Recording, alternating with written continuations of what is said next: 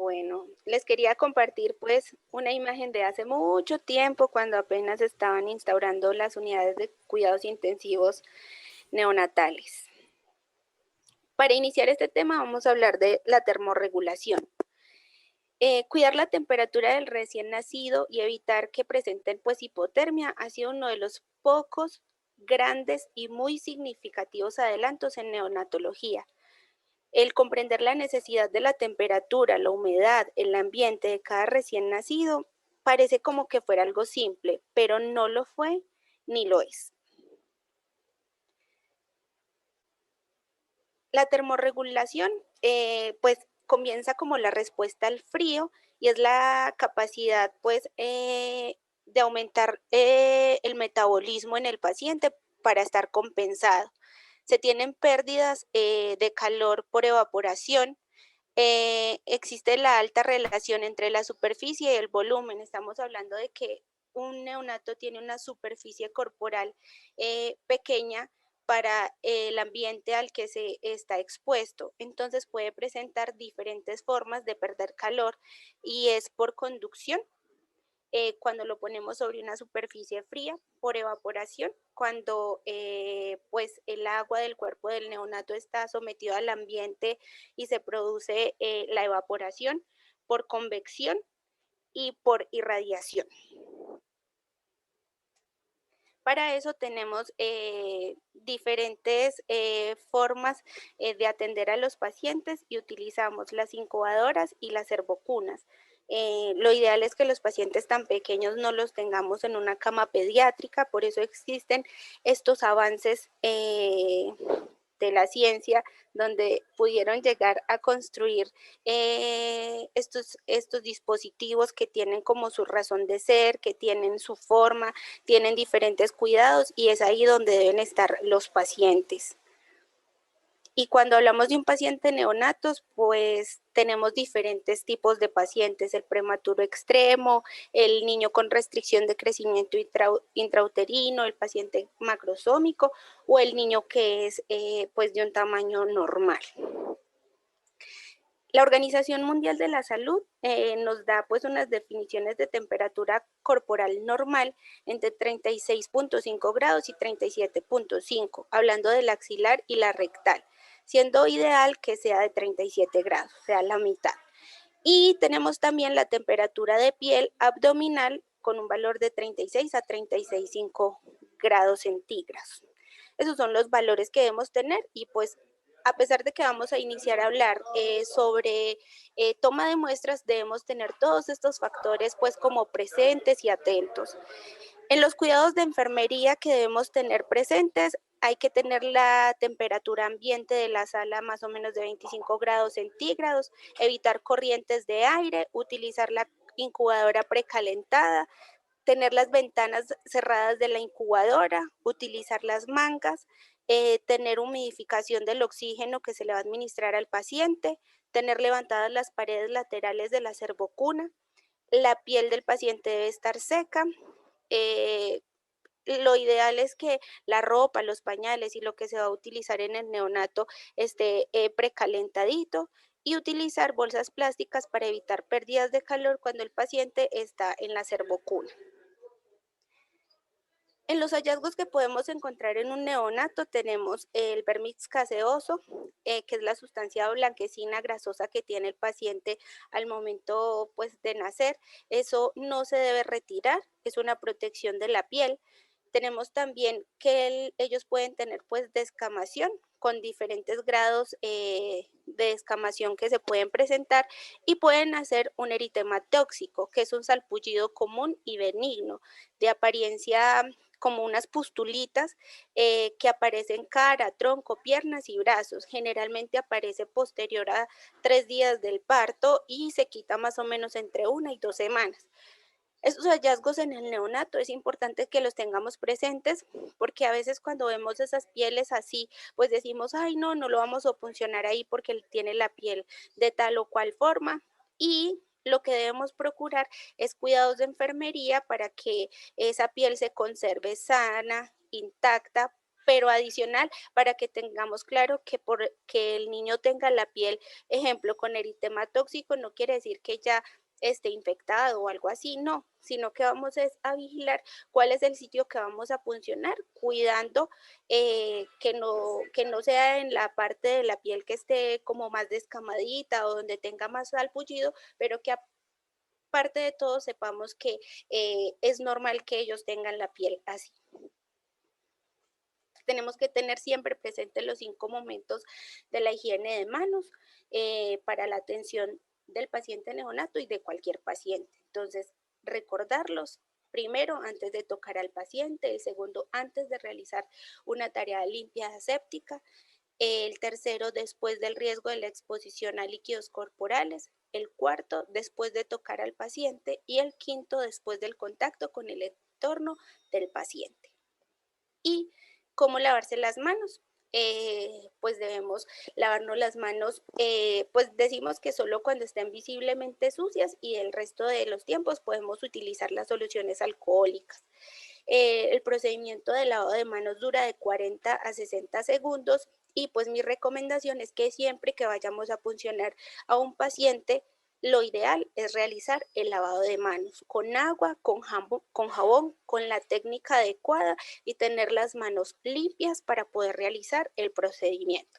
Entonces están todos los momentos, solo se los quería compartir y reforzárselos para que los tengamos presentes, que tengamos pues las manos limpias antes de realizarlo. Para tomar las muestras sanguíneas, pues este es un procedimiento que permite acceder al torrente sanguíneo para extraer muestras de sangre que van a ser utilizadas pues en diferentes pruebas de laboratorio, ¿cierto? Y las punciones que se pueden realizar son venosas, arteriales y punciones capilares. Los sitios de punción de elección tenemos que en el cuello sería la yugular externa, en la axila la vena axilar, en la fosa antecubital la vena basílica, la cefálica y la mediana, en el antebrazo la vena radial, la cubital y la mediana, en la manito las venas dorsales de la mano, en el tobillo la safena interna y externa y en el pie pues las venas dorsales del pie. Está la imagencita que les quise compartir, son como los sitios que podemos escoger para puncionar al paciente. Muchas veces cuando vamos a puncionar al paciente, pues vemos la vena. En otros momentos no la vemos, sino que la palpamos. Lo importante es como estar seguro de qué procedimiento es el que vamos a realizar, cuál es el procedimiento que vamos a realizar y que no le causemos pues muchas más punciones al paciente. Es muy importante enfatizar acá que no se recomienda puncionar pues la braquial por el riesgo que existe de lesionar el plexo braquial, entonces tenemos muchas otras para elección. Pues las lesiones del plexo braquial es cuando se lesiona pues la red de nervios que envían señales desde la médula espinal hasta el hombro, el brazo y la manito. Estas lesiones se producen cuando los nervios se estiran, se comprimen o en algunos casos pues se desgarran o se inflaman y eso lo podemos ocasionar nosotros con las punciones. Entonces por eso, como les decía acá, tenemos un ramillete de buenas venas para escoger en el paciente. El problema es que para puncionarlo, la teoría es muy fácil, pero ya al momento de hacerlo, pues hay que tener en cuenta muchas otras cosas y tenemos pacientes demasiado difíciles de puncionar. En cuanto pues a la técnica, tenemos que pues en muchos casos la recomendación es no utilizar torniquete dependiendo de la muestra que vayamos a tomar o que el torniquete lo hagamos nosotros mismos con la mano. Pero como les digo, decirlo es fácil, pero ir a sangrar a un paciente es lo complicado.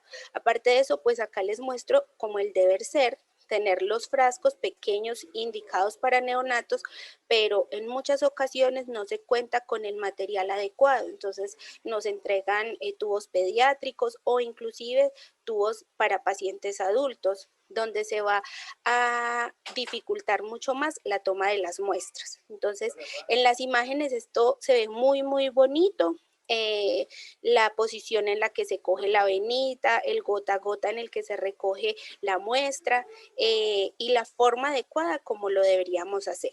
Para este procedimiento debemos realizar pues lavado de manos, debemos utilizar los guantes, colocar cómodamente e inmovilizar al paciente, colocar una liga, el torniquete por encima del sitio de punción para producir ingurgitación de la venita.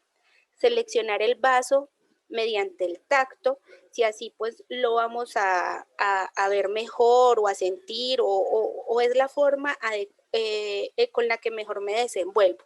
Y hay otras personas que visualizan las venas por la inspección, porque ven el color azuladito y se van, digamos, más a la fija. Entonces, cualquiera de las dos. Importante que desinfectemos el sitio de punción y si volvemos a tocar como para sentirlo, debemos volver a limpiar. Y si lo toco tres veces lo debo volver a limpiar.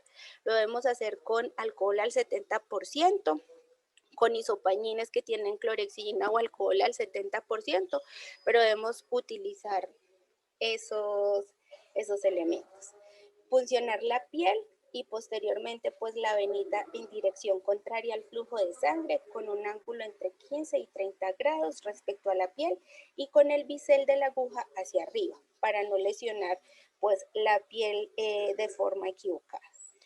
Soltar la ligadura cuando veamos que la sangre ya está fluyendo o aspirar suavemente para no colapsar la venita o dejar que caiga pues al frasquito.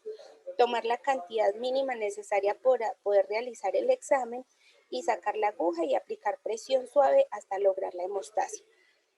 Nosotros en Medintegral tenemos un listado donde podemos tener la cantidad de extracciones que se le hace a un neonato.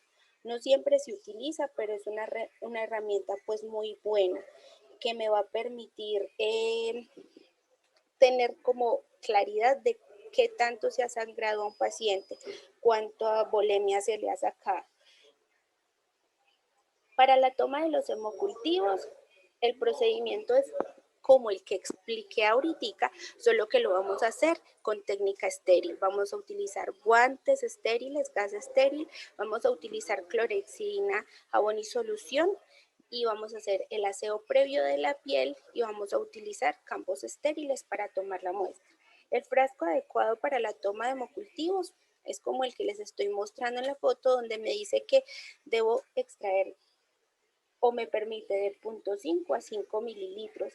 En los prematuros muy extremos, con los laboratorios se ha concertado que con 1 centímetro pues tendríamos la cantidad adecuada como para que el cultivo sea efectivo y no menos de 0.5, eso sí es claro. Y hasta 5 centímetros, no es necesario que sean los 5 centímetros, pero ese es el margen que se maneja. ¿Cuáles son las complicaciones que se pueden presentar? Un sangrado excesivo por el punto de punción, formación de hematomas, infecciones por pérdida de la integridad de la piel, que sin querer realicemos múltiples punciones para localizar las venas, que laceremos las arterias o nervios adyacentes cuando estamos puncionando al paciente, que se produzca trombosis o embolia en punción pues, de grandes vasos. ¿Qué cuidados de enfermería debo tener presente? Pues debo provocar el menor traumatismo posible al sitio de punción, debo cambiar la aguja en caso de que me falle la punción, no debo puncionar más de 2 veces con la misma aguja, no extraer sangre de una vena donde ya esté canalizado el paciente o tenga un goteo, ya que la muestra va a estar diluida y no me va a dar un valor real, no pinchar en zonas con infección local o hematomas, no pinchar venas profundas en niños con alteraciones de coagulación porque la hemostasia se me va a demorar bastante. Presionar unos minutos hasta hacer hemostasia en la zona que puncioné y vigilar si presenta inflamación, calor o sangrado en el sitio de punción posterior al procedimiento. Posteriormente podemos hablar de las muestras arteriales. ¿Cuáles son las indicaciones? Cuando necesitamos obtener muestras para gases arteriales o cuando las muestras venosas o capilares no son adecuadas.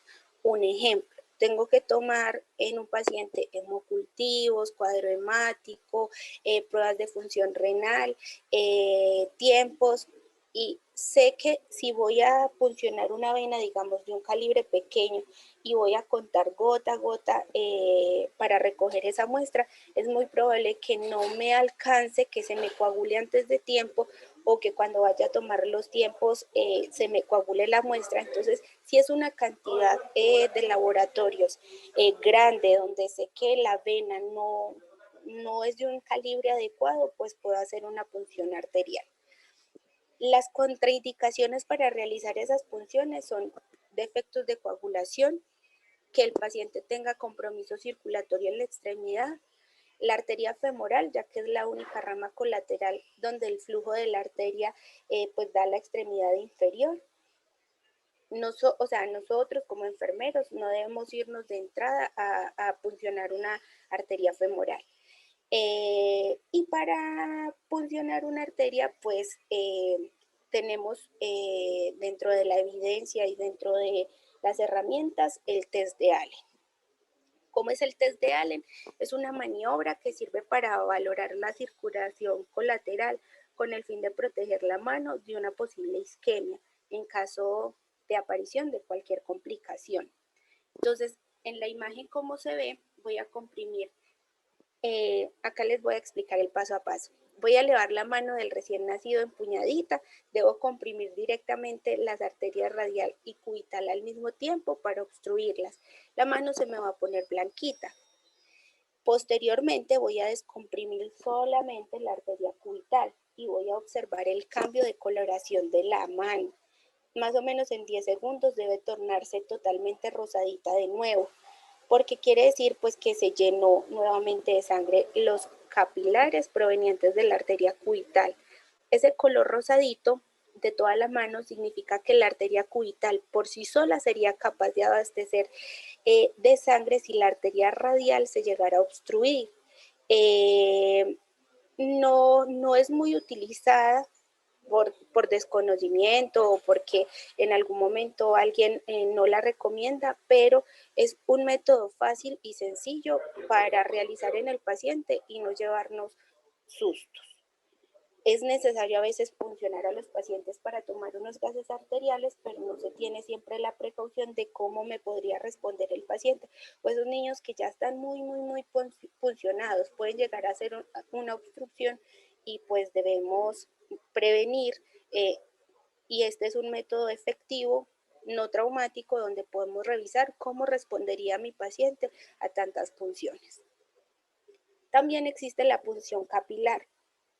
La hacemos a menudo, pero adicional existen unos micrométodos para tomar, ejemplo, hematocrito, sin necesidad de tomar una cantidad de sangre tan grande como la que se toma para un cuadro hemático. Solo que no en todas partes se tienen esos micrométodos para realizar estas punciones. Entonces, consiste en la recogida de una muestra de sangre para el análisis realizado con el micrométodo. Vamos a tomar bilirrubinemia, glucemia, hematocrito. Los objetivos, pues, obtener una muestra de sangre evitando la punción como tal de la vena. Se hace en el talón y se va a poder recoger pues una muestra mínima y con eso me va a poder obtener resultados de laboratorio rápidos y sin tanta cantidad de sangre.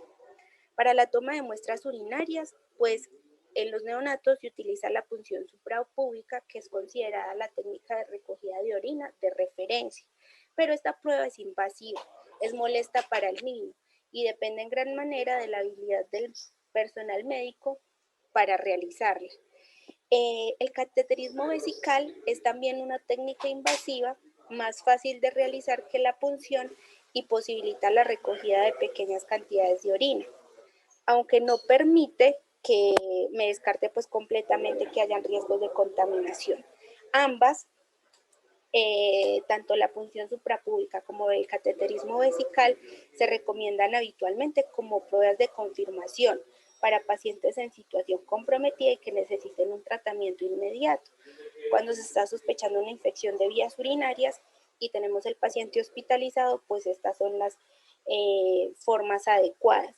Igual existe la que conocemos en una muestra de orina y es realizar una adecuada desinfección del paciente, poner una bolsita recolectora y esperar, solo que esta siempre va a tener mucho más riesgo de contaminación. Por eso en cultivos lo más recomendado es punción suprapúbica o el cateterismo vesical. Acá se muestra pues las imágenes directamente, como dice su nombre, sobre el pubis. Se va a tomar la muestra, la aguja va directamente a extraer la orina de la vejiga y pues se hace mediante una técnica estéril. O con la sonda vesical vamos a hacer el paso de una sonda vesical que no va a ser a permanencia para obtener la muestra de orina. El procedimiento pues en las niñas es colocarlos en decúbito supino con las rodillas flexionadas y separadas. Realizar la desinfección de la zona genital separando la vulva con el pulgar e identificar el meato urinario y limpiarlo con técnica estéril y separar bien los labios visualizando el meato y ahí sí introducir la sonda. Para un urocultivo dice previamente lubricada, pero lo ideal es que utilizáramos la solución salina para lubricar la sonda y no utilizar otro ejemplo, lidocaína. Sí lo tenemos y la idea es que si contamos con ese recurso, pues sea nueva completamente para utilizar en el paciente, pero lo ideal es que se lubricara simplemente con solución salina. Y en el caso de los niños, lo vamos a poner también en decúbito supino con las piernas estiraditas. Vamos a coger el pene colocándolo en posición vertical con la mano no dominante. Debemos retraer el prepucio, vamos a desinfectar el meato urinario, todo con técnica estéril. Vamos a ejecutar movimientos circulares de dentro hacia afuera y vamos a visualizar también el meato urinario y vamos a introducir la sonda sin forzar, no se debe forzar. Otra muestra de laboratorio es la punción lumbar. Para realizar la punción lumbar, pues lo más importante es posicionar al paciente de una forma adecuada. Se debe hacer también con técnica estéril. Es un procedimiento invasivo que consiste en insertar una aguja en el espacio subaracnoideo para obtener pues líquido cefalorraquídeo. Esta obtención de líquido se hace para fines diagnósticos, ante todo para descartar infección meningia y con objetivo terapéutico. Para realizar el procedimiento, pues el paciente se le van a administrar medidas no farmacológicas para el manejo del dolor, como contención, administración de sacarosa, luego del lavado previo de las manos del médico y de realizar la técnica séptica, pues van a seleccionar la zona de punción buscando por reparos anatómicos. Vamos a puncionar, van a puncionar porque es un procedimiento médico entre L3 y L4 o L4 y L5. Y vamos a introducir la aguja más o menos 1 centímetro a 1.5. En los niños prematuros extremos se debe introducir un poquito menos. Si hay resistencia al momento de intentar pasar la aguja, entonces pues se debe cambiar el ángulo de dirección de punción, y si la aguja no progresó de una suavecito al espacio subaracnoideo, pues entonces se debe reposicionar, volver a puncionar. No se debe utilizar la misma aguja. Es importante que se utilice una aguja nueva en cada intento. Si se obtiene un líquido hemático al momento de puncionar al paciente, pues se debe dejar fluir hasta que éste aclare. Si atravesó pues un vaso, la coloración del líquido cefalorraquídeo va a ser rojiza. Es importante al momento de recolectar las muestras que se hagan por goteo, que no se genere presión negativa con la jeringa queriendo aspirar. Cuando se toman estas muestras, la primera muestra es la que van a enviar para cultivo y la última va a ser para el recuento celular. El resto del goteo se va a utilizar en los estudios químicos y microbiológicos. Por eso al momento de tomar la muestra, pues se deben poner en buen recaudo los tubos para que no se vayan a quebrar, se deben marcar de la forma adecuada y cada uno debe ir a al laboratorio correspondiente con las órdenes médicas según sea el caso. Para realizar todos estos procedimientos es importante hablar del manejo del dolor y como les decía al inicio, decir las cosas, cómo se hace un procedimiento es una cosa, pero encontrarse con pacientes como estos prematuros extremos es otra. Al momento de a un niño tan pequeño como estos tenerle que realizar el paso de una sonda vesical, pues hay que tratarlos con mucho cuidado, hay que tener presente que el manejo del dolor puede presentar alteraciones. Entonces, hacer visible el dolor, asegurar la apropiada medicación antes de los procedimientos. Nosotros tenemos que prever que cualquier procedimiento le puede doler a un paciente. El dolor tiene unas respuestas bioquímicas. ¿Qué va a hacer que se presente en el paciente? Aumento del cortisol, aumento de la adrenalina, el aumento, la disminución de la prolactina y respuestas de conductas al dolor, el aumento de los gestos faciales, muecas, aleteo nasal, el llanto, el aumento de los movimientos. Para eso vamos a utilizar algo no farmacológico, vamos a tratar al paciente con mucho cuidado, con las manos tibias, si lo vamos a puncionar, que le vamos a hacer una presioncita fuerte, digamos en la manito para poderle canalizar, pero que sea de una forma rápida.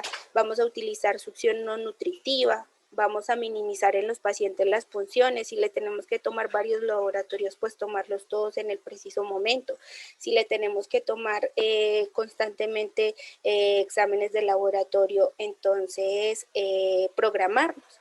Retirar suavemente si tiene cintas adhesivas y administrarle sacarosa 0.5 a 1 mililitros 2 minutos antes de realizar el procedimiento para que el paciente pues esté como tranquilito y tener pendiente siempre que cualquiera de estos procedimientos puede doler. Este era el tema pues que les quería compartir, haciendo como un repaso rápido de todo lo que tiene que ver con muestras de laboratorio, como en lo básico y elemental de los pacientes, la termorregulación, el manejo del dolor y los cuidados con ellos.